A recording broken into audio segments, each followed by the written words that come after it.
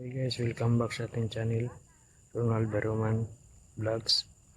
Sa ating YouTube channel, Boy Baptas TV.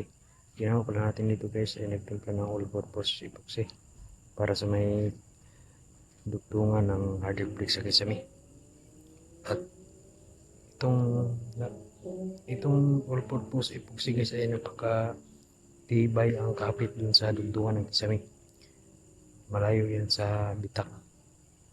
Saka pagkatapos natin mailagay sa dugtungan,